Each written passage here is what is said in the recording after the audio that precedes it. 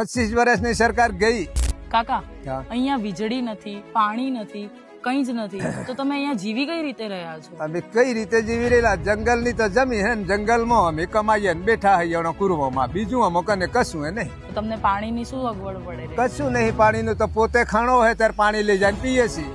બીજી શું તકલીફો છે કાકા? તકલીફ બીજી શું હે? એક તો ડિલિવરી કેસ છે તો રસ્તો પણ કોઈ નથી.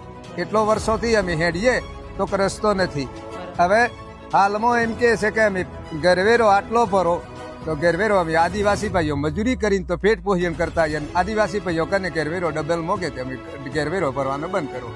એમાં લાઇટ આપણે વીજળી કરંટ અમે છોડેલો હોય. એમ કે બજારની અંદર વીજળી કરંટ તો હે રાતનો હેડવા માટે, જંગલમાં તો કોઈ હેસ નહીં. તો એક ભાઈ એમ કીધું કે અમે ઓલમેલી આલીન પેશનો તમને ચકલીઓ ગોઠવી હતી. ઓલવાળા કેમ ના ગાન હારા કેમ ના ગયેલા હે કોઈ પણ અમારા ના આવેલા હે નથી. સરકાર ના બદલાય તો કદી કોઈ હારું આવે ને નકરે આ 3 વર્ષોથી બેઠો હું એ હાલ હુતી હજી કોઈ નહીં.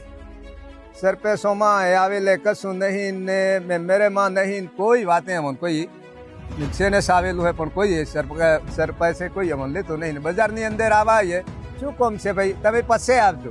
એ વાત પૂરી થઈ ગઈ. ઓય પોણી લઈને જવું એ તો મેં કહું 2 કિલોમીટર પોણી જાય છે અને તમે ઓ ટેકરા રહીને જો ને તમે વહેલા ને ટાઈમે તમે એક જ માણસ બીજો આવીને ટેકરા ઉપર આવીને જોવાનું. પછી તમને ખબર પડશે કે કેવી લાઈન જાય એમ પછી ખબર પડે.